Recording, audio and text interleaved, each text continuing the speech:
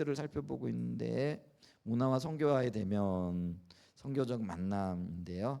오늘 7장 할 차례입니다. 6장에는 포스트 모더니즘에 대해서 좀 살펴봤고요. 오늘 7장에서는 성경적 세계관으로 무장해야 합니다. 그래서 미리 보기를 보면 세계관이 뭐냐? 세계관은 어떤 면에서 관점이다 이렇게 얘기를 하죠. 그래서 어떤 관점이냐? 이제 우리 그리스도인에게 있어서는 성경을 통해서 세계를 보는 그런 관점이다 이렇게 얘기할 수 있겠고요. 그 다음에 이 성경 세계관의 주된 두 가지 역할이 안경과 내비게이션이다. 안경은 보는 거고 내비게이션은 인도받는 거잖아요. 이제 뭐 그런 것이라 이렇게 얘기를 하고, 그 다음에 이야기와 세계관, 우리의 세계관이 이야기에 기초하고 있다라는. 근데 이거는 기독교적인 세계관뿐만 아니고요. 다른 세계관을 가지고 있는 사람들도 그들의 이야기에, 그러니까 그들이 어떤 살아왔던 지금까지 어떤 모든 배경들 있잖아요. 그게 이야기잖아요. 그래서 우리의 삶에 미치는 영향을 미치는 어떤 이야기들, 그런 것들이 이제 거대한 이야기라 이렇게 얘기를 해요. 그러니까 이 거대한 이야기는 우리만 막 갖고 있는 게 아니라요. 모든 사람들이 갖고 있다라고 얘기를 할 수 있죠. 근데 이제 우리 기독교인에게 있어서는 성경 내러티브라고, 이게 이제 우리에게 거대한 이야기가 되어지는 거죠. 그래서 우리는 성경에서 진리를 취하고 삶의 의미를 찾고 또 왜 살아야 하는지를 알고 또 어디로 가야 하는지를 바라고, 뭐 이런 모든 것들이 종합적인 그 소스를 우리가 성경으로부터 받잖아요. 그게 하나의 이야기라는 거죠. 그래서 그 이야기와 세계관이 굉장히 밀접한 관계가 있다라는 거죠. 그 다음에 왜 세계관을 배워야 되느냐? 우리는 결국은 삶이 세계관을 따라 살아가게끔 되어져 있어요. 세계관이 우리의 삶의 어떤 가치관이라고 할 수가 있는 거죠. 그래서 어쩌면 우리가 말하고 행동하는 이 모든 것들이 우리가 어떤 세계관을 가지고 있느냐에 따른 거죠. 그래서 우리가 그 어떤 면에서는 세상적인 세계관, 가치관을 가지고 있는 사람은 자기 욕심을 추구하고 나갈 것이고, 기독교적인 세계관을 추구하고 그 갖고 있는 사람들은 주님의 뜻이 뭐지 이러고 있다라는 거죠. 이제 그러면은 당연히 나타나는 행동이라든지 또 거기서 맺게 되어진 열매가 달라질 수밖에 없겠죠. 자, 그렇기 때문에 이 두 세계관뿐만 아니라 수많은 세계관이 있다라는 거죠. 근데 우리는 그 많은 주변의 세계관 속에 혹은 주변 문화 속에서 주님이 우리에게 주신 성교적인 삶을 살기 위해 성경적 세계관으로 무장되어져야 된다. 그래서 두 차례의 회심이 뭐냐. 그래서 이 부분이 이제 예를 들면 그런 거죠. 예수 믿을 때 회심하는 거죠. 근데 어떤 면에서는 우리의 삶이 회심하고 예수 믿었다만 가지고는 안 되는 거죠. 뭘 어떻게 헌신할 것인가, 어디에 헌신할 것인가, 우리의 삶이 어디에 드려져야 되는가, 이 부분이 명확하지 않으면은요, 구원은 받았는데 그냥 어떤 면에서는 하나님의 의중도 모르고 뜻도 모르고 또 그러면 어떻게 살아야 되는지 모르고, 그래서 여전히 뭐 세상적인 가치관에서 아니면 뭐 조금 더 뭐 나은 삶일 수는 있을지 모르지만은 주님의 의도, 그게 이제 우리에겐 선교적인 삶이잖아요. 그거하고는 상관없이 그냥 살아가는 거죠. 근데 이 영역에서 분명한 비침이 있어야 된다라는 거죠. 그러면 우리의 삶이 하나님 의도대로 이렇게 비춰지는, 이거 이제 두 가지의 어떤 영역에서 우리 자신을 보게 되어지는 거다 이렇게 볼 수 있고요. 그다음에 우리 문화를 구속하기 위해 성경적 세계관을 무장되어야 되는데, 이러면서 이중 언어의 중요성이라는 거죠. 이중 언어가 뭐냐면은요, 예를 들면은 우리 기독교적인 세계관을 가지고 있는 교회 안에서와 또 세상적인 세계관을 가지고 있는 세상에서의 삶이 다르고 그들이 사용하는 언어가 다르다라는 거예요. 근데 우리가 이 교회의 언어들, 교회에서 사용하는 은혜들, 교회에서 사용하는 언어들이 어떤 게 있어요? 예를 들면 우리 뭐 은혜. 근데 이제 이 은혜라고 얘기할 때 세상 사람들이 같은 은혜라는 한글 단어를 쓰지만은 이해하는 건 다르잖아요, 그죠? 또 감사, 이것도 달라요. 우리가 감사라는 표현을 굉장히 많이 쓰지만은 엄밀한 의미에서 성경적인 의미 혹은 교회에서 사용하는 감사와 세상 사람들이 쓰는 감사의 언어가요, 약간의 어감 차이뿐만 아니라 또 들어가 보게 되어지면 깊은 어떤 차이가 있을 수 있다라는 거죠. 그래, 그게 달라요. 이렇게 바라보는 혹은 해석하는 또 어떤 것들을 또 따라 살아가는 게 다른데, 그래서 이게 우리가 같은 말을 쓰지만은 저는 다른 세계를 살아간다라는 거죠. 이제 그럴 때 우리가 이 교회의 언어를 익숙하게 이 사람들에게 설명해 줄 수 있어야 된다라는 거죠. 그리고 또 세상의 언어를 익숙하게 해석해 낼 수 있어야 된다라는 거죠. 근데 지금 그게 쉽지 않을 거요. 예를 들면 있잖아요. 세상 사람들과 저하고 이제 저는 이제 예수 믿은 지 50년 정도 돼 가는 것 같아요. 아직 50년은 안 됐지만은 그러고 보니까 거의 교회 안에서 살아온 거예요. 그러니까 예수 믿고 난 다음에 한 번도 뭐 세상으로 나간 적이 없고요. 교회 바깥으로 나간 적이 없다 보니까 그러니까 이게 제일 문제인 거예요. 그러니까 교회 안에서의 언어들은 굉장히 익숙하고요. 교제도 굉장히 잘해요. 뭐 그러면서 뭐 신앙적인 얘기도 하고요. 성경이 어쩌니 뭐 이게 가리키는 자의 어떤 특성이 있잖아요. 근데 세상 사람들하고 딱 마주치면은 할 얘기가 있을까요, 없을까요? 이게 불통이 되는 거라는 거죠. 정말 그럴 거예요. 아마 그 새신자들이 온다 이렇게 얘기했을 때 저보다는 여러분들이 그들과 대화하고 훨씬 더 잘 통할 거요. 왜냐하면 여러분들은 직장에서도 세상 사람들과 생활을 하고 또 주변에서도 만나잖아요. 근데 저는요 하루 종일 만나는 사람이 아파트 이제 오르내리라 그래서 엘리베이터에 만나는 사람. 그러니까 10초 이상 같이 있을 기회가 엘리베이터밖에 없어요. 그래서 제가 16층에서 하니까 16층에서 사람이 같이 탔다 1층까지 내려오는데 한 10초 정도면 내려올 것 같아요. 그죠? 그럼 이제 쳐다보고 안녕하세요. 어디 사세요? 많이 얘기하면 이제 그 두 마디 세 마디. 어디에 가세요? 그러다가 또 어떤 때는 제가 못 모르고 이제 문 닫히는 거 누르면 아줌마가 뭐 화를 내면서 얘기를 하더라고요. 뭐라고 얘기를 하시느냐면 정시에 들어가는데 왜 그거 누르고 있느냐고 아줌마가 그렇게 얘기도 하시고 뭐 이래요. 그래가지고 요즘 내가요 절대로 그거 안 눌러요. 야단 맞고 난 다음에 괄비 많이 나오는데 왜 그거 누르냐고. 이제 어떤 분들은 그거 하나 누르면은 뭐 건빵 한 봉지 날라간다 뭐 이런 식으로 얘기를 하던데 사실인지는 잘 모르겠어요. 그래가지고 조심해요. 우리 특별히 그 16층에 사는 아주머니하고 같이 탈 때 눈치 봐요. 막 이거 막 버튼 막 누르면은 막 뭐라 그래요? 이 아저씨가 말이야 그 괄비 많이 나가게 이거 누른다고 막 이렇게 야단치거든요. 이제 그게 다른 거예요. 그들이 추구하는 거하고 뭐 그런 아끼는 건 좀 뭐 좋은 이야기긴 하죠. 근데 이제 하여간 잘 불통해요. 잘 안 통해요. 그러니까 이게 굉장히 이게 세상적인 언어와 교회에서 사용하는 언어 그리고 어떤 의미들 대화들 이게 굉장히 부자연스럽거든요. 그러니까 같은 대한민국이라는 그리고 같은 아파트에 살면서도 그분들을 만났을 때 원활한 어떤 대화가 안 되어지는 거예요. 근데 우리가 이 세상 문화를 구속하고 영향력을 미치기 위해서는 사실은 그들의 이야기도 들어주고 내 이야기도 능숙하게 전달할 수 있어야 되는. 그러니까 이중 언어를 잘 사용해야 된다라는 거. 이게 굉장히 절실하게 필요한 시대예요. 그래서 우리가요 세상 사람들 또 세상에서 만나고 일터에서 만나고 학교에서 만나는 친구들이나 그 주변 사람들에 대해서요 만문을 열어놓고요 또 이렇게 잘 지내도록 은혜를 구하면서 그리고 어떻게 하면 좋은 영향을 미칠까 또 교회 이야기도 해주고 그들의 이야기도 들어주면서 그래서 들어보면서 이게 뭐가 문제지 또 어떤 건 좋지 어떤 건 이건 아닌 것 같은데 이런 것들도 보면서 대답을 해줄 수 있어야 되잖아요. 우리의 언어를 그들의 언어로 그러니까 우리 외국인들 만나면은 제가 가끔 이제 요즘은 이제 줌으로도 강의를 하고 또 뭐 그 외국에 나가게 되어지면은 이제 통역을 쓰잖아요. 이제 근데 통역을 쓰면 좀 갑갑하긴 하죠. 근데 도대체 제대로 전달되고 있는지는 잘 모르겠어요. 뭐 열심히는 전하는 것 같은데 이렇게 보면 전혀 모르는 같은 그럴 때가 있거든요. 그러면 이제 이게 언어의 벽이 느껴지잖아요. 근데 이게 능숙하게 예를 들면 제가 인도네시아 지난번에 다녀왔는데 그곳에서 한 30몇 년을 이제 선교사님으로 일하셨던 이제 그분은 이제 연세도 있고 그러니까 뭐 제스처도 별로 없어요. 그냥 저는 열심히 서서 하는데 그분은 뒤에 앉아가지고 통역을 하고 뭐 이렇게 하기도 하세요.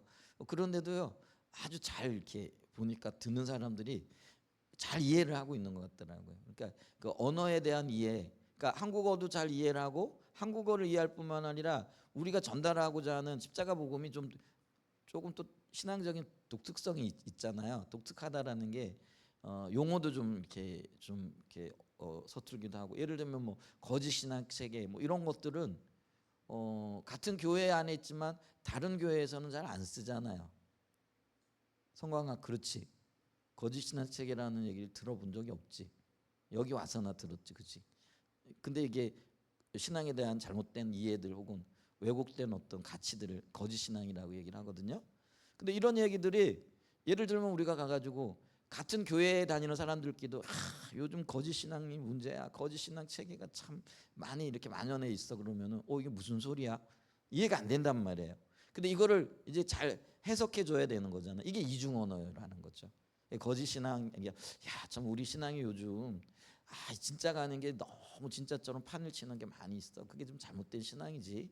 그게 지금 사도 바울은 다른 복음이라고 이렇게 얘기를 하는데, 이게 지금 우리 가운데 너무 많이 만연해 있는 것 같아.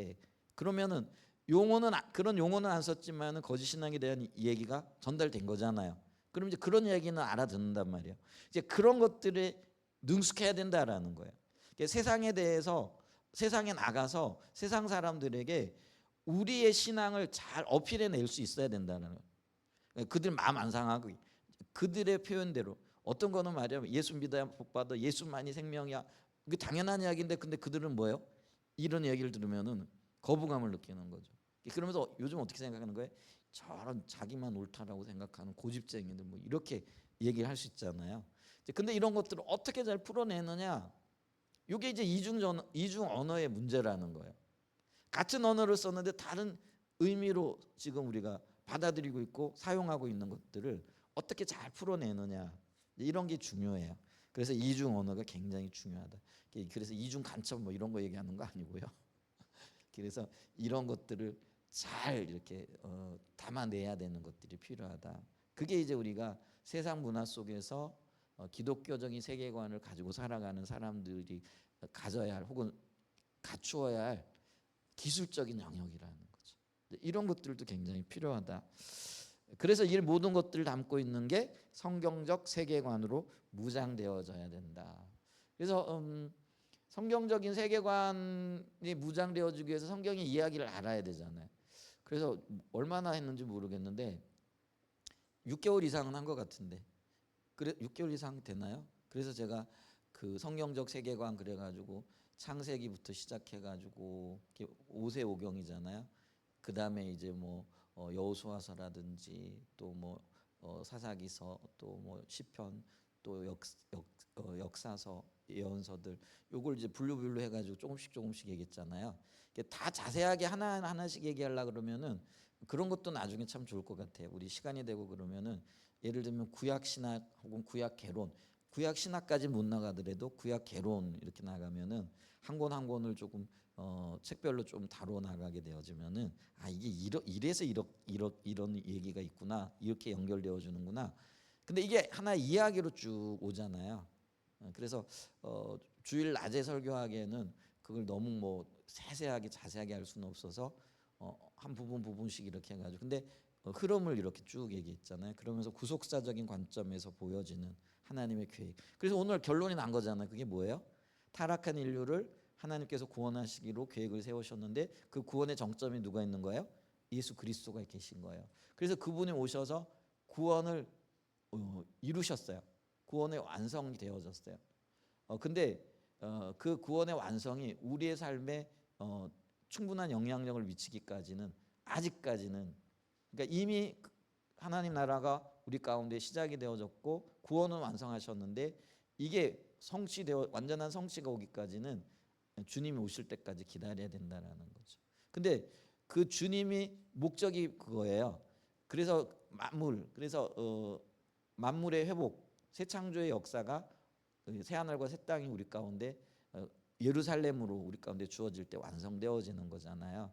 근데 이미 시작된 하나님 나라와 아직 이루어지지 하나님 나라 사이에 이게 시간적인 격차가 있는데, 그 격차가 뭐 때문에 있느냐, 이게 지금 이거예요. 기회를 주시는 거라는 거. 그리고 우리는 선교할 기회, 그렇죠?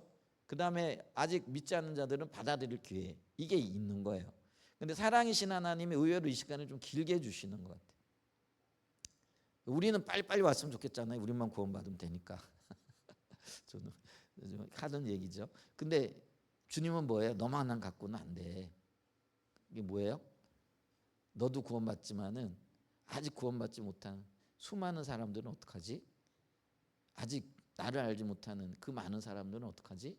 이게 이제 하나님 마음이라는 거예요. 그래서 제가 가끔 이 생각이 나요. 제가 중고등부 때 우리 교회 학교 교장 선생님이 계셨거든요. 근데 그분이 이제 우리는 그 교회 학교를 CA 그래 크라이스트 엠버서더 그래서 하나님의 대사들이라는 이제 그러니까 교회 학교 전체를 그렇게 CA 중고등부, 뭐 CA 주일학교, CA 대학 청년부 뭐 이렇게 명칭을 했어요. 제가 좀 어렸을 때는 처음 신앙생활할 때 큰 교회에서 시작을 했어요. 그래서 예를 들면 뭐 중고등부만 그때 중등부만 뭐 1,500명 뭐 이렇게 되어지죠. 그렇게 되어지는데 이제 그러니까 이제 교장 선생님이 이제 돌아가면서 설교를 하는 거예요. 그래서 이게 그 한 주는 중등부, 이제 둘째 주는 중고등부, 중등부 고등부 따라서 고등부, 이제 셋째 주는 대학부, 넷째 주는 청년부, 뭐 이렇게 나는 이게 이제 다 교회 학교잖아요. 그럼 이제 오셔가지고 가끔 그때는요 그 교장 선생님이 교장 목사님이죠. 왜 이렇게 높아 보였든지 우러러 보였어요. 가끔 한 번씩 보니까 더 그랬던 것 같아요. 근데 그래가지고 그분이 예를 드는데 뭐냐면 예수님은 지금 빨리 옷을 부지런히 챙겨 입고 있으시대요. 이거는 빨리 가야지. 제자들이 기다리고 내 백성들이 기다리는데 하면서 막 내려가려고 하는데 하나님이 그 예수님의 옷자락을 붙들고 안 돼! 아직 가면 안 돼! 이러고 계시다라는 거예요. 왜요? 사랑이신 물론 예수님도 사랑이지만 사랑이신 하나님의 그 관점에서 볼 땐 뭐예요? 지금 가면은 아직 구원받지 못한 수많은 저 사람들은 어쩌라는 거예요. 그러니까 조금만 기다려라. 아직 돌아올 사람들이 너무 많아.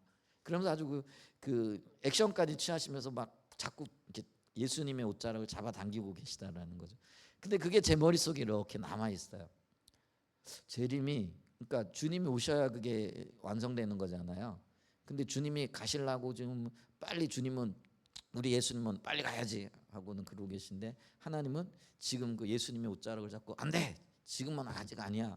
아직 더 기다려야 돼. 더 돌아올 많은 사람들이 내 백성이 있는 거야. 뭐 이러고 계시다고. 일리가 있는 얘기 같아, 그죠? 이런 얘기는 성경에는 없어요.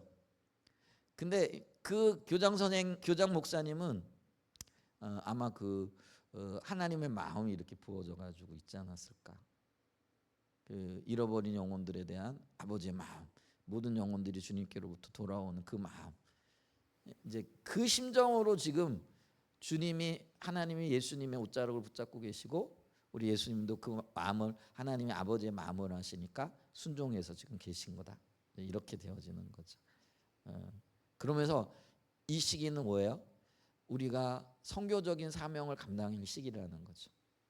근데 이 선교적인 사명을 감당하기 위해서는요, 우리가 하나님 나라 이야기, 그게 성경적인 세계관으로 무장 안 되면은 전하는 게 아니라 뭐예요? 가서 깨지고 돌아오는 거죠. 수많은 이제 그런 거죠. 쓸데없는 짓이나 하고. 그러니까 이제 예를 들면 중세 시대에 뭐 세계를 복음화 시킨다고 십자군 보내가지고 전쟁 일으키는 게 그게 구원하는 게 아니잖아요. 그로에 인한 어떤 수많은 부작용들이 좀 역사적으로 나타나고 있잖아요. 예를 들면 아까 우리가 서구 사회에서도 그렇죠. 물론 그게 인간의 탐심이 있는 거예요. 왜 십자군 보내가지고 왜 전쟁을 일으키고 거기에 있잖아요. 경제적인 어떤 이익을 얻고자 하는 그런 인간의 탐심도 있었거든요. 그럼 서구 제국들이 뭐 그들은 뭐냐면은 하나님의 나라를 전한다. 그래가지고 그들이요 선교사들을 군함에 태워가지고 데리고 다니거든요. 근데 그들이 군함을 보낼 때 그들은 뭐예요? 그 나라에 가가지고 자원도 빼앗고 강제 경제 통상을 이루면서 자기들의 번영도 이루고 뭐 이런 어떤 불순한 의도들이 이렇게 합쳐진 거예요. 그러다 보니까 이게 부작용이 너무 큰 거죠. 순수하게 가가지고 복음만 전해도요 받아들일까 말까 하는데 인간의 욕심이 그렇잖아요. 근데 거기다 가가지고 예수 믿으라 그러면서 말로는 앞으로는 그렇게 하고 뒤에서 뭐 하는 거예요? 사람 붙잡아가고 노예로 잡아가지고 갖다 내다 팔고, 그리고 자원 뺏어오고 이런 거잖아요. 예를 들면 있잖아요. 커피 같은 것도요. 커피를 확보하기 위한 전쟁도 일어나잖아요. 그게 다 어떤 면에서는 인간의 욕심이 있는 거죠. 근데 이게 하나님의 의도와 의중을 모르는 거고, 하나님 뭘, 그게 이제 인간의 욕심이 가려져 버리고, 그러니까 성경적인 세계관과 또 그런 건 아예 상관도 없는 거죠. 이제 그런 어떤, 그래서 교회가요, 하나님의 의도와 목적에, 그리고 우리를 인도하시고 계신 하나님의 거대한 이야기 가운데에서 우리도 그 이야기의 한 부분이잖아요. 그러니까 하나님의 그 거대한 이야기의 한 조각 퍼즐을 맞춰 나가야 되는 거예요. 우리도 그 이야기 일부가 되어져야 되거든요. 그러니까 우리 후대들은요, 하나님의 이 놀라운 구원의 역사의 이야기들 속에서 뭐 한 사람 한 사람을 기억할지 모르지만은 그 시대를 기억할 거라는 거. 지금 우리가 예를 들면 중세를 이야기하고 근대 사회를 얘기할 때 그 중세 시대의 그 교황이 했던 것들, 혹은 뭐 그때 교회 지도자들이 했던 행동들, 그다음에 근대 오면서 현대 초입에 들어오면서 그들이 그리스도 이름으로 행했던 그 일들, 선교라 하면서 행했던 그 악한 것들을 보게 되잖아요. 그러면서 반성하게 되는 거고, 아 이건 아니지 않았나? 뭐 이런 생각들도 하면서, 그럼 하나님의 뜻이 어디에 있지? 이제 우리가 하는 이야기의 일부로 들어가게 되어진다는 거죠. 근데 이제 우리가 우리의 생각을 내려놓고 이 성경 이야기가 뭘 지향하고 있고 어디로 가고 있고 하나님께서 우리에게 뭘 요구하고 계신가, 이런 거를 분명히 봐야 된다는 거죠. 그래서 내 관점이 아니라 하나님의 관점에서 성경 이야기 속에 내가 들어가야 되는 거예요. 내 속에 이야기가 들어오는 게 아니고. 근데 우리는 뭐예요? 이 이야기를 그냥 내 개인의 목적과 국가의 목적과 어떤 단체의 목적을 위한 소모품으로만 받아들이는 거죠. 오늘날 교회도 그럴 수 있잖아요. 왜 우리가 성장하고, 왜 우리가 부흥하고, 왜 우리 가운데 하나님의 생명이 넘쳐야 돼요? 하나님의 이야기의 일부로서 우리가 그 하나님의 이야기를 펼쳐나가기 위해서 그런 일들이 일어나야 돼요. 그러면 꼭 그래야만 하나님의 역사가 일어나느냐? 안 그래도 하나님의 역사는 일어날 수 있잖아요. 근데 그걸 주관하신 분은 하나님이시라는 거죠. 아멘. 그래서 하나님께 맡겨드리고 우리의 어떤 욕심을 내려놔야 되는, 이게 이제 하나님의 관점 혹은 하나님 중심적인 삶이고, 그리고 세계관을 갖는 거다라는 것이죠. 그렇게 우리가 하나님의 관점에서의 삶의 목적과 또 삶의 발걸음들과 또 어떤 그 밑바탕이 형성이 되어져야 된다. 이게 이제 성경적 세계관으로 무장이다. 이 무장이라는 게 좀, 이런 용어들이 좀 생소한 용어죠. 신앙적으로 무장돼야 된다. 이런 용어들이 좀 처음에는 그렇죠. 무장하는 거 전쟁터 나갈 때 이게 총 들고 칼 들고 뭐 갑옷 입고 뭐 이런 걸 무장이라 그러잖아요. 근데 신앙적인 무장 이러면은요, 우리가 뭐 직접 총 들고 칼 들고 이런 건 아니지만은 세계관으로 잘 정리되어져 있어야 된다라는 그런 의미인 거예요. 그렇지 않으면은요, 나는 열심히 신앙생활하는 것 같은데 또 열심히 충성하고 봉사하고 하나님의 일에 동역한 것 같은데 동떨어진 동역이 되어지는 거죠. 이러면은요, 유익보다는 오히려 해악이 더 많을 수 있어요. 그래서 우리가 좀 생각해야 될 게 뭐냐면은요, 그러니까 우리가 신앙이 자기중심적인 신앙이 되어지면 나는 열심히 하는 거예요. 근데 그게 하나님 나라의 관점에서 보면은 유익이 아니라 해악이 되어질 수 있다고요. 그걸 이해해야 되거든요. 근데 우리는 아니 내가 열심히 기도하고 열심히 봉사하고 열심히 교회 생활도 하고 열심히 하나님 믿는데 뭐가 문제야? 나만큼만 신앙생활 해봐 하라고 그래. 이런 분들이 계실까요, 안 계실까요? 많단 말이에요. 근데 그걸 모르는 거예요. 근데 이런 경우에는요, 열심히 하면 할수록 뭐예요? 하나님 나라를 허무는 거예요. 이게 아이러니잖아요. 아니 열심히 사는데, 열심히 나는 예수 믿고 있는데, 나는 열심히 충성하고 있는데, 나는 열심히 봉사하고 있고, 나는 열심히 교회도 다니고 헌신도 하고 하는데 왜 내가 하나님 나라를 허무는 사람이 되느냐라는 거예요. 이게 이해가 되냐라는 거예요. 그래서 우리가요, 삶에 있어서요, 얼마를 갖느냐보다도요 방향이 훨씬 더 중요하다라는 거죠. 그러니까 신앙도 그렇다라는 거예요. 내가 어디에 가 있느냐 이게 중요한 게 아니라요. 내가 어떤 방향을 바라보고 나가고 있느냐 이게 훨씬 더 중요하다라는 거예요. 그러니까 자기중심적인 어떤 방향을 가지고 신앙생활 열심히 하면 할수록 멀리 가면 멀리 갈수록 더 힘들어요. 왜냐하면 돌아오기가 너무 힘드니까. 다른 방향이면. 그러니까 있잖아요. 역사 가운데 특별히 종교 역사 가운데 왜 개혁이라는 특별히 종교 개혁이라는 이게 굉장히 의미가 있느냐면요. 멀리 갔다가 돌아온 거거든요. 바른 방향으로. 근데 이게요. 참 쉽지 않은 거예요. 오늘날도 우리가 개혁의 필요성을 얘기하고 있지만은 개혁이 안 되어지는 건 뭐냐면은요. 멀리 가 있으니까 돌아오려니까 너무 많은 대가가 필요한 거예요.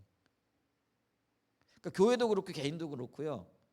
우리가 주님으로부터 벗어나 있는 것, 또 그것 때문에 우리가 어떤 하나님의 생명을 못 누리고 있는 것들이 있거든요. 그러니까 우리 삶에 일어나는 게 과연 이게 하나님만이 하시는 어떤 일인가, 하나님의 생명이 개입되어져 있는 건가 이런 걸 보면 알아요. 그게 이제 가장 먼저는요, 내 안에 기쁨이 있느냐라는 거예요. 주님과의 관계 가운데 있게 되어지면은요, 우리가 흔히 얘기하는 업적들 뭐 괜찮아요. 교회 건물 못 지어도 괜찮고요. 교회 성도들 몇 안 돼도 괜찮고요. 뭐 선교하고 싶지만은 뭐 또 주님이 기회 안 주시면 못 하잖아요. 못 해도 괜찮고요. 뭐 어떤 뭐 일들 없어도 괜찮아요. 근데 주님이 우리와 함께 하고 계시잖아요. 그러면은 아무 문제가 안 되는 거예요. 근데 선교도 많이 해. 교회 건물도 아주 크게 잘 지었어. 성도들도 아주 그냥 교회 그 멋들어지게 지어놓은 교회 안에 가득가득 넘쳐 있어.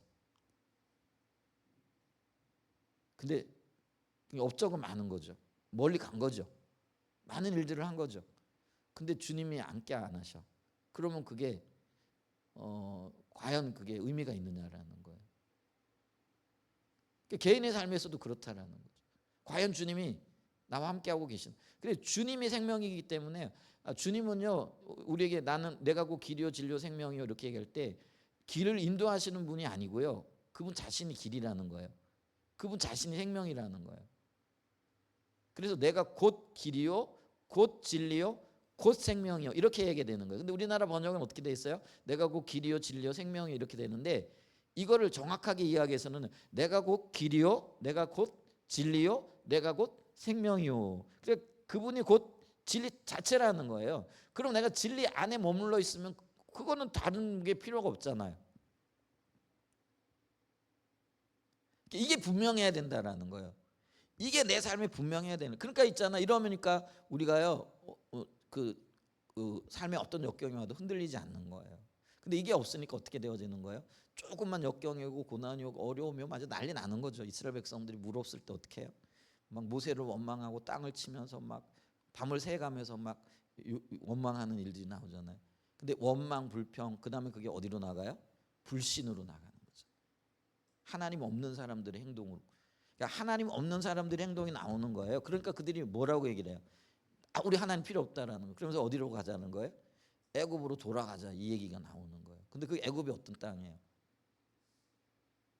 어떤 땅이에요, 거기가? 세상적인 삶의 방식과 곧 세상을 얘기하는 거잖아요. 하나님 없는 땅이잖아요. 근데 그들이 돌아가기를 원했던 곳, 그렇게 바랐던 곳이 어디예요? 근데 그들이 누구예요? 하나님 백성들이거든요. 그러니까 여러분 보세요. 홍해를 건넜다라는 거는 구원받은 이스라엘 백성들, 그러니까 하나님의 백성들 됐다라는 거예요. 그래서 하나님이 시내 산에서 그들에게 주시고 언약을 맺으시잖아요. 율법을 주시면서 언약 맺으시잖아요. 근데 그 언약이 뭐예요? 너는 내 백성이야. 나는 너희 하나님이야. 그 언약 백성들이란 말이에요. 근데 그 언약 백성들이 하는 이야기가 뭐예요? 하나님 없는 그 땅으로 돌아가자라는. 우리 애굽으로 돌아갑시다. 그래서 보세요. 가데스 바네아에서도 12정탐꾼 보내고 난 다음에 열정탐꾼의 그 정탐의 이야기를 듣고 야 우리는 저들 도저히 당할 수 없어. 우리는 저들 앞에 서니까 메뚜기야. 그러니까 우리는 전쟁에서 도저히 이길 수가 없어. 그랬더니 그 10명의 정탐꾼의 이야기를 듣고 이스라엘 모든 백성들이 밤새도록 울면서 모세를 원망하고 그리고 그들이 결론을 내는 게 뭐예요? 우리 한 장관을 세우고 모세 필요 없다 이거. 하나님도 필요 없다. 어떻게 해요? 한 장관을 세우고 그의 인도를 따라서 어디로 돌아가자라는 거예요? 애굽으로 가자 이거라는 거예요. 이게 얼마나 비극적인 얘기예요. 그게 그들이 하나님의 백성이었다라는 거죠. 수많은 기적과 이적을 경험하고 우리 세대가 경험할 수 없는 그 놀라운 일들을 그들의 눈으로 직접 본 그 사람들이었거든요. 근데 그들은 뭘 모르는 거예요? 하나님의 구원의 그 이야기를 모르는 거예요. 그러니까 이게 성경적인 세계관이 없는 거예요. 그러니까 자기 중심적인, 그러니까 자기가 배가 부르면 감사합니다. 뭐 마실 물이 없으면은 금방 불신의 자리로 나가는 거예요. 그러니까 환경에 의해서 좌우되는 거예요. 그게 자기 중심적인 신앙이라는 거예요. 그러니까 이게 무장이 안 돼 있으면은요, 우리도 그럴 수밖에 없다라는 거예요. 지금 내가 그럼 내 개인 한 사람 한 사람이 그러면은 그런 사람들이 많은 교회는 어떤 거예요? 개판되는 거예요. 표현이 좀 그래요. 정말 그런 교회가 될 수밖에 없는 거예요. 근데 있잖아요. 다 그럴 수는 없지만은 누군가 한 사람이 중심을 똑바로 잡고 있고 이 성경적인 세계관이 잘 정리가 되어져 있고 여기 기초해져 있잖아요. 그러면 이제 이 사람 옆으로 또 다른 사람들이 붙잖아요. 그러면 교회 안에 그런 사람들이 많잖아요. 그러면은 교회가요, 이 방향을 안 잃어버려요. 그리고 어떤 어려움이 있고 역경이 있어도요, 또 어떤 혹시 우리가 한두 사람이 막 뭐라 그럴까요, 막 미꾸라지가 물을 흐리게 한다고 그래가지고 막 어떻게 해도요, 그걸 기꺼이 넉넉하게 견뎌내고 이겨내는 거예요. 극복해 나가는 거예요. 아멘. 우리 교회가 그런 교회 되었으면 좋겠어요. 주님의 의도 가운데 든든히 세워지고 하나님 중심적인 교회 가운데 세워져서 어떤 개인적인 뭐 사고, 어떤 개인적인 경험, 개인적인 뭐 어떤 그 뭐랄까 그 환경에 이렇게 좌우되어지는 게 아니고요. 말씀에 든든하게 서서 하나님이 이걸 우리가 봐야 돼요. 하나님의 역사는요, 뭐라 그럴까요? 단기간의 어떤 그런 여행이 아니고요, 장기 여행. 쫙 보세요. 여러분 있잖아요. 이 하나님의 구원 계획이 창조에서 타락까지 시간이 얼마나 걸렸는지는 모르겠어요. 그렇잖아요. 그게 천국에서의 시간이 아담과 하와가 얼마만큼 주님과 천국에서 친밀하게 지냈는지 타락하기까지 시간이 얼마인지는 잘 모르겠어요. 근데 타락하고 난 다음에 내쫓김을 받고, 근데 내쫓김을 당하는 그 순간부터 하나님은 뭐예요? 긴 호흡을 가지고요, 인류들을 구원하시기 위한 계획을 세워놓으시고 지금까지 쭉. 근데 이게 4,000년 6,000년 걸린 거죠. 단순하게 보면은요, 예를 들면은 아브라함이 등장하기까지, 그러니까 아담으로부터 아브라함에게 이르기까지 뭐 시간이 얼마인지는 잘 모르겠어요. 근데 이제 우리가 성경적인 시간 개념하고 또 지구 나이를 측정하는 뭐 이런 그 또 좀 다르잖아요. 뭐 몇백억 년 뭐 이렇게 얘기하기도 하고 그러는데, 하여간 우리 성경에는 있잖아요. 아브라함이 예를 들면 한 2,500년 전 등장해요. 이제 그러면서 예수님 오신 게 2,000년이고, 예수님 오시고 난 다음에 다시 2,000년이 지났으니까 지금 뭐예요? 한 4,000년 정도. 4,000년인가요? 2,000년, 2,000년, 4,000년. 그리고 뭐 이제 근데 4,000년만 생각해도 이게 얼마나 이게 지금 긴 호흡이에요. 근데 이 하나님께서 아브라함의 타락과 또 아브라함 타락으로 인한 그 구원 계획 가운데, 아브라함의 타락이 아니라 아담의 타락과 그리고 타락으로 인한 구원 가운데 그 구원을 이루기 위해서 아브라함이라는 사람을 택하시죠. 그리고 아브라함 안에 있었던 그 백성들, 그게 이제 이스라엘이잖아요. 그래서 그게 애굽으로 들어갔다가 한 민족을 이루어 나오는 거죠. 이제 그러면서 그들이 가나안 땅에 들어가서 또 하나님 의도하셨던 나라를 세우기를 원하셨지만 그것도 실패를 겪으면서 이제는 드디어 하나님의 아들 예수님을 이 땅에 보내주시고, 그 예수님을 우리를 위해 십자가에 못 박아 죽이시고 부활하시고 승천시키시고 난 다음에 이제는 교회를 통해서 예수님을 대신하여 그 일을 감당하게 하시는데, 이게 지금 2000년 시간이에요. 아브라함을 택하시고 2000년, 교회를 세우시고 2000년. 뭐 이게 언제까지 갈지는 잘 모르겠지만은, 근데 분명한 건 뭐냐면은 우리 입장에서 볼 때는 길어도 너무 길어. 근데 이제 아까 그게 뭐예요? 하나님의 구원 열망과 굉장히 밀접하게 연관이 있다라는 거죠. 그럼 우리는 뭐예요? 하나님은 일하시는데요, 긴 호흡을 가지고 일하신다라는 거예요. 우리 생각하는 것처럼요, 그렇게 빨리 예수님 오시지 않을 거예요. 저는 그렇게 생각을 해요. 그게 왜냐면은요, 하나님이 구원 계획이 있기 때문에 그렇다는. 그리고 한 사람이라도 주께로부터 돌아오기를 원하시는 아버지의 마음이 있을 거라는 거. 그거 몰라요. 제가 재림의 시기에는 뭐 특정할 수가 없잖아요, 그죠? 오늘 저녁에 제가 이 말했는데 오실 수도 있어요. 그런데 이 하나님의 마음을 보았을 때는요, 이게 우리가 생각했던 것보다는 조금 길어질 수 있다라는 거예요. 그러니까 보세요. 시간으로 개념을 봤을 때 아브라함으로 때로부터 2000년, 2500년이잖아요. 예수님 오시고도 지금 2000년이잖아요. 그럼 500년은 더 기다려야 되려나? 그건 모르겠어요. 근데 여기서 우리의 마음을 아는 거예요. 근데 긴 호흡을 가지고 긴 걸음을 갈 때는요, 준비가 잘 돼 있어야 된다라는 거예요. 여러분 있잖아요. 우리 뭐 여행 갈 때도 마찬가지죠. 국내 여행 2박 3일 갔다 오는 거하고 해외 여행 뭐 10박 9일 9박 10일 갔다 오는 건 다르잖아요. 준비도 다르고요. 그죠?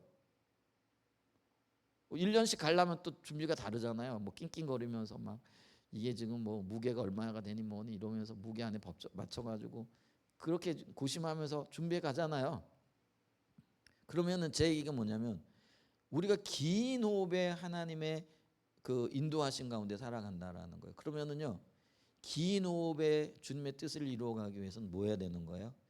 잘 준비되어 있어야 된다. 근데 이렇게 준비되어 있는 사람들이 없어요. 너무나 지금 그냥 마치 단거리 경주하는 것처럼 그렇게 지금 우리가 살아가고 있다라는 거죠. 마라톤 선수들하고요, 100m 저기 운동 선수들은 또 달라요. 연습하는 것도 다르고요, 준비하는 것도 다르고요, 마음가짐부터 달라요. 그렇죠? 그러니까 우리가 이 부분을 좀 생각해 봐야 된다. 그래서 우리가 긴 호흡에 하나님의 인도와 하나님의 역사에 동참하고 또 주의 뜻을 이루어가기 위해선 철저하게 성경 이야기 속에 그 성경 이야기가 내가 하나가 되어져야 된다는 거죠. 그러니까 나도 일부니까. 그래서 그 흐름을 타야 됩니다. 아멘. 자, 그래서 참 좀 이야기를 나눴고요. 그다음에 좀 보겠습니다. 자, 앞에서 우리는 우리의 현실을 살펴봐. 우리 현실이 어떻다고요? 이게 모든을 지나가지고 지금 뭐라고요? 포스트 모더니즘 사회로 들어섰다라는 거죠. 근데 이 두 세계가 다 뭐예요? 좀 성격이 다르지만 그 중심엔 뭐가 있는 거예요? 결국은 세상이 있다라는 거죠. 우리 그걸 기억해야 돼요. 그리고 그게 그들의 종교라는 거예요. 그러니까 강력한 종교인 거예요. 그러니까 현대주의, 그게 자연과학 이성주의, 뭐 계몽주의 이게 토대가 된 거잖아요. 근데 그것 자체가 굉장히 견고한 진리예요. 종교라는 거예요. 근데 이걸 깨트리기 위해 등장한 포스트 모더니즘도요, 굉장한 종교라는 거예요. 그러면 이게 특징은 뭐예요? 네 마음대로 살아라 이거거든요. 그래서 지금 오늘날 우리가 그거잖아요. 내 인생 내 거니까 내 마음대로 사는데 뭐라고 얘기하느냐라는 거죠. 이 얘기가 뭐예요? 내가 남자로 생각하면 여자도 남자가 되는 거예요. 내가 여자라고 생각하면 여자도 남자라는 거예요. 내가 그렇게 생각하는 네가 뭔 상관이야? 이렇게 되는 거예요.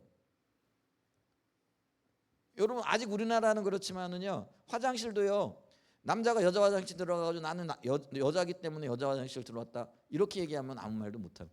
제가 아직 보지는 못했는데요, 가면 화장실이 남녀 거기 구분이 없대요. 우리나라에서는 이게 굉장히 끔찍한 일이잖아요. 근데 이미 서구 사회에서는요, 그게요 너무나 당연한 게 되어버렸다라는 거예요. 그 구분 자체가 차별이라고 생각하는 거예요. 그리고 이거를 견뎌내지 못하는 거예요. 근데 이게 우리나라에도 지금 들어오고 있거든요.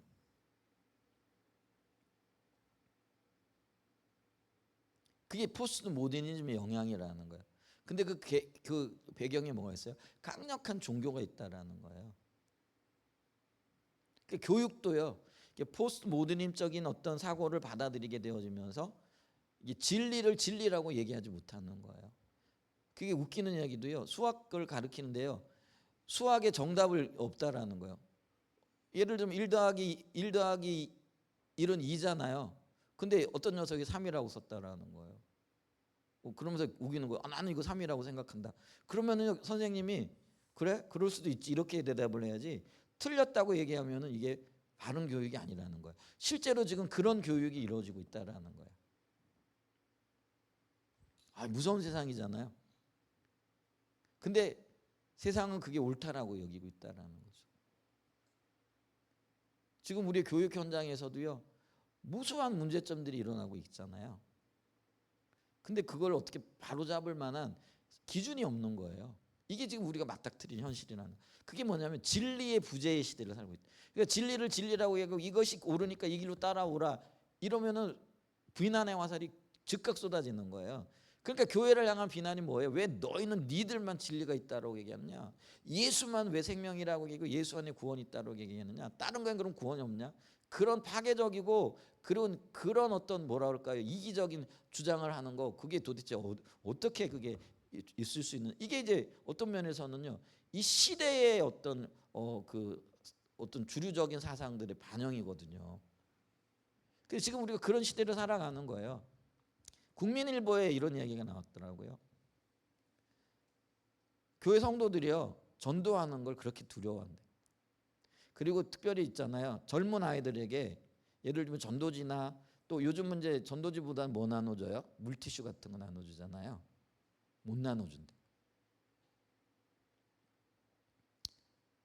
10대 20대들은요 그 나눠주는 그분들을 향해서 막 욕을 하고 난리가 난다. 왜 이런 걸 주느냐, 왜 뭐 교회가 뭐 하는 데냐. 그래서 있잖아요, 골라가면서 이렇게 한대.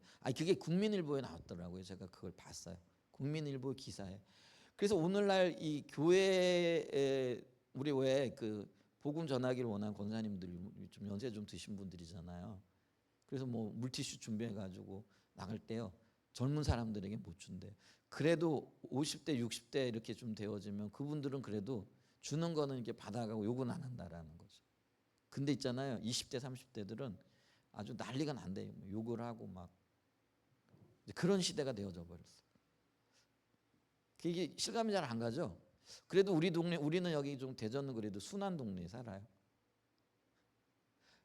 근데 이제 그게 점점 물들어가는 거죠. 근데 우리 민효농 권사님 아시잖아요. 우리 한남대 그때 저기 저기 아르티 학군단. 이제 그분이 이제 학군단 방문했다가 전도한다고 전도지 나눠줬다가 욕을 하고 대드는 바람에 학교 안에서 그런 일이 있었다라는 거죠. 이분이 너무 충격을 받은 거예요. 한남대가 어떤 학교예요? 그게 기독교 재단이란 말이에요. 그러니까 이사들이 그게 대한예수교 통합측 목사님들이에요, 대부분. 왜냐하면 그게 통합측 교회에서 세운 학교거든요. 그러니까 이 한남대가 저기 서울에 있는 지금 이제 숭실대, 옛날에 숭의대학이었거든요. 그게 이제 갈라졌어요. 대전에 내려오면서 한남대가 되고 아직 숭실대는 남아 있거든요. 예전에 같은 재단이었어요. 그게 이제 대한예수교 장로회 통합측 재단이거든요. 그러니까 교단 소속이에요. 신학교는 아닌데 대학이 그렇게 되어져 있는 거예요. 연세대도 그래요. 종교재단이에요. 근데 연세대에서 채플 드리라고 했다고 아주 난리가 난 거 아시죠? 서울의 대광고등학교예요. 기독교 재단이에요. 그럼 기독교 재단에서 애들 일주일에 한 번씩 성경 공부시키고 예배 드리는 거 당연해요, 안 당연해요? 근데 그거를 헌법소원을 했어요. 그래가지고 학교에서 예배를 못 드리게 된 거예요. 그게 대강교회에서부터 대강고등학교에서 시작이 되어진 거예요. 그걸 주도했던 사람이 누구예요? 지금 요즘 유튜브가 아니라 목사님 돼가지고 굉장히 인기 있는 분이 누구죠? 여기 머리 빡빡 밀고 이정훈 교수인가? 그분이에요. 그분이 이제 옛날에는 불교에 굉장히 심취했었던 양반이잖아요. 불교에 있으면서 그거를 주도했던 분이에요. 그러니까 적지 않은 해악을 끼친 분이에요. 근데 그분이 예수 믿고 돌이켜가지고 지금은 오히려 복음 전하는 목사님 돼가지고 교회 개척하셨더라고요. 젊은이들이 많이 모이나 봐요. 그래서 현대판 한국의 사도 바울이다 박해하던 자가 돌이켜가지고 지금.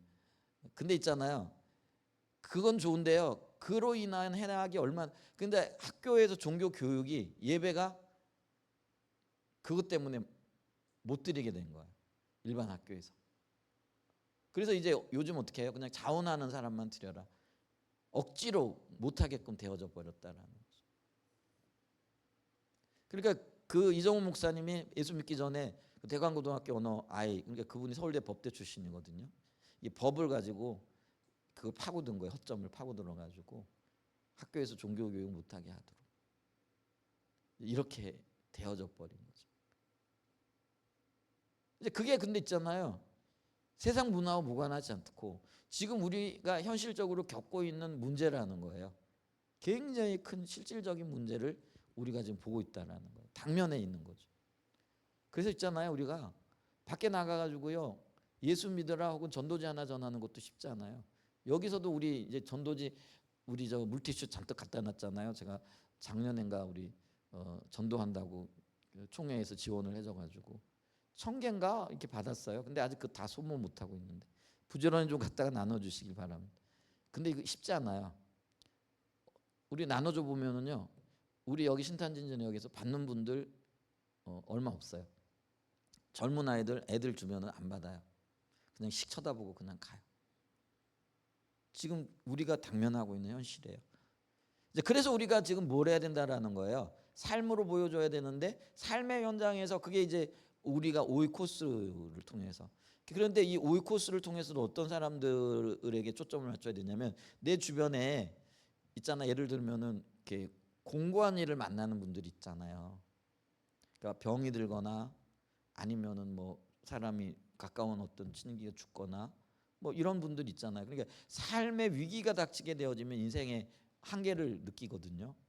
이제 그런 사람들을 평상시에 잘 교제하다가 우리 세상 사람들도 그래서 잘 좀 교제해야 돼요. 여러분 돌아보셔야 돼요. 그냥 나는 예수 믿으니까 저 사람들하고 상관없이 살지가 아니고요.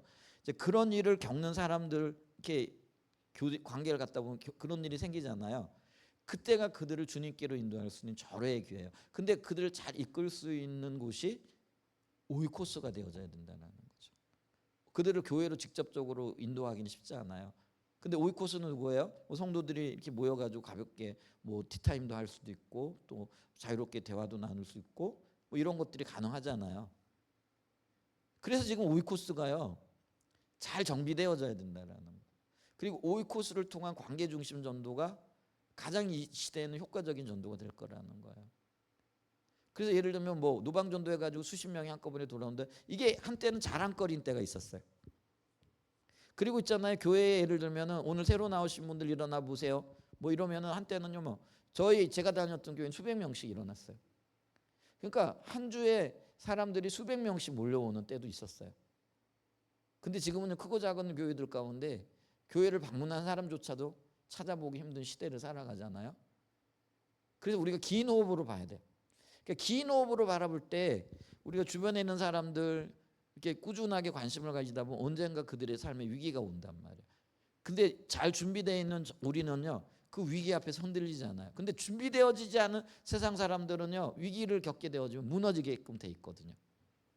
그럼 무너지고 있는 그들에게 무너지지 않는 우리가 찾아가서 무너지지 않는 방법을 가르쳐 줘야 된다는 이게 매력이에요. 그러니까 하나님을 구세주로 삼고 살아가는 공동체의 그 아름다움인 거죠. 그게 그들에게 매력이 되어지는 거예요. 여러분 우리가 매력이 있으면은요 오지 말라 그래도 가잖아요. 얼마 전에 뭐 우리나라에 1,000만 영화 이렇게 넘어간 영화 저는 못 봤는데 있었잖아요. 다들 보고 오셨죠? 그 왜요? 배우의 매력이 있던 아니면 스토리의 매력이 있던 그 영화의 어떤 뭐 영상미의 매력이 있던 매력이 있으니까요 소문이 난 거잖아요. 아 그거 재밌다더라. 우리 그럼 같이 한번 가보자. 나도 가보자. 이제 그러다 보니까 어느새 뭐 1,000만 명 넘었죠. 훨씬 넘었죠. 그런 영화가 되는 거예요.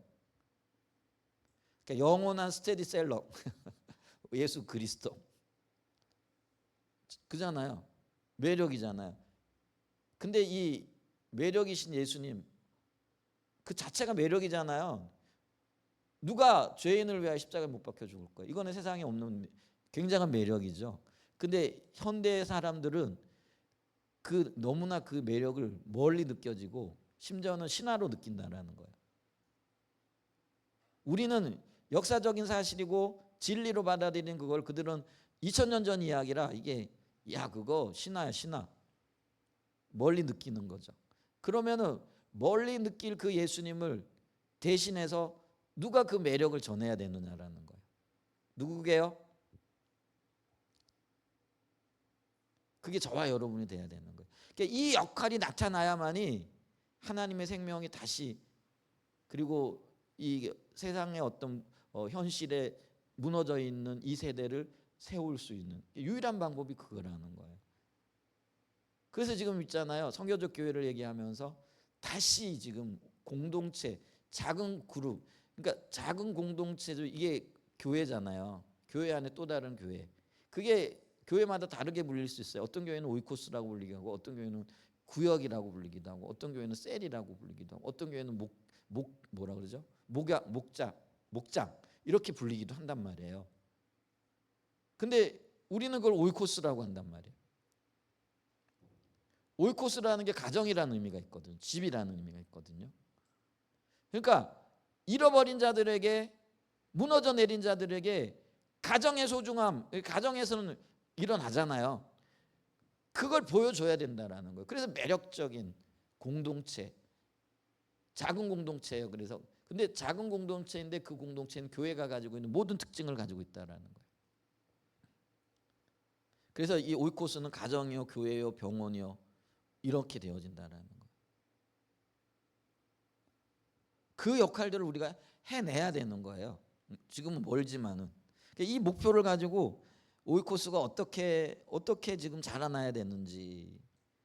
그러니까 오이코스가요 그냥 모여가지고 뭐 예배하고 물론 예배를 통해서 자라나지만 그게 우리의 최종적인 목적이 아니라는 거예요. 어떻게 매력적인 공동체가 될 거냐라는 거예요. 그 매력적인 공동체가 되어지기 위해서는 어떻게 해야 되는 거예요? 예수 닮은 사람들이 돼야 되는 거예요. 자라나야 되는 거잖아요. 그렇잖아요. 우리 한 사람 한 사람이 예수님의 인격과 예수님의 성품에 근접해 자라나야 된다라는 거예요. 그래야 한 사람 한 사람이 그렇게 될 때 이 공동체가요 정말 매력적인 공동체가, 누구나 한번 가보고 싶은 공동체. 그리고 그 공동체에 같이 이렇게 있다가 시간을 보내고 나오면 야 참 즐거웠어, 기뻤어, 매력이 있었어, 이런 고백이 나와야 된다라는 거예요. 치유가 있었고 회복이 있었어, 이런 고백이 나와야 된다라는 거예요. 그러니 오이코스가 자란 공동체가 자란 게 교회잖아요. 연합되어진 게 교회잖아요.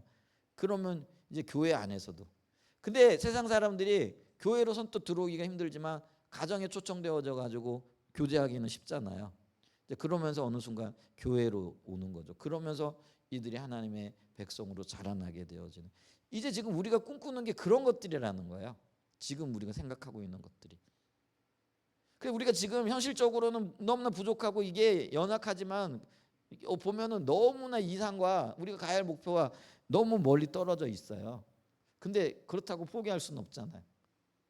우리가 가다 보면, 우리 못 가면은 우리 신앙의 후배들이, 제가 못 가다 보면은 이제 이런 가치관을 가지고 있는 이제 후임 목사가 와야겠죠. 그러면 또 가는 거예요. 그래서 지금부터 기도하십시오. 교회가 정말 이런 비전과 이런 가치관을 가지고 나갈, 리더도 필요하고 목회자도 필요하고 성도들도 필요한 거죠. 아멘. 근데 이렇게 가다가 만약에 그게 안 되면은요 그냥 주저앉아 버리는 거죠. 그래서 우리 선교회도 좀 기도가 좀 많이 필요해요. 그래서 지금 리더십의 교체 시기가 다가오고 있잖아요. 이제 연세들도 다 들어가고 계시고, 뭐 어떤 분들은 이미 지금 주님 부르신 분들도 지금 계시고, 그분들은 행복할 것 같아요. 뭐 다 세상 시름 잃어버리고. 근데 하여간 근데 이게 신앙이 이어져야 되잖아요. 만약에 그게 안 되면은요 이게 여기서 그쳐버리면, 아니 그치는 그 순간 퇴보하는 거예요. 지금까지 바라보며 달려온 그 모든 것들이 쭈루루루 미끄러져 내려버린다는 거예요. 그래서 우리가 참 많은 기도가 필요한 그 시절을 살아가고 있다라는 거죠. 자, 그래서 우리의 현실을 지금 살펴봤는데 금방 끝낼게요. 이런 문화 가운데서 우리가 선교적인 삶을 살고 더 나아가 우리가 살 뿐만 아니라 그들을 건져내는, 이게 문화적 구속이죠. 문화를 구속하고 그리고 또 그들의 삶을 구속하는 삶을 살려면 또 한 가지 중요한 요소가 있는데, 그게 뭐냐면요 반드시 성경적 세계관으로 무장되어져야 된다라는 거예요. 저와 여러분들이. 그래서 성경을 많이 읽어야 되고요. 또 묵상도 하셔야 되고요. 또 예배 가운데 또 이 하나님의 임재도 누려야 되고요. 우리 할 일이 참 많거든요. 부지런히 좀 움직여야 될 그런 때인 것 같아요. 참 바빠요. 뭐 세상적으로도 우리가 해야 될 일을 해야 되고 또 이런 가치관을 가지고 정말 잘 준비되어지기 위해서는요. 준비될 게 많아요. 그러니까 준비될 게 많다라는 거는 우리가 신경 써야 될 걸, 시간을 내야 될 것, 관심을 가져야 될 것들이 많다라는 그런 의미이기도 해요. 이런 것들에 대해서 우리가 무심하잖아요. 그러면 그냥 예전에 들었던 대로 전통적으로 아니면은 뭐냐 다른 교회가 하고 있는 대로 하면 다른 뭐 내 이웃집 신앙인이 하고 있는 그대로 하는 거예요.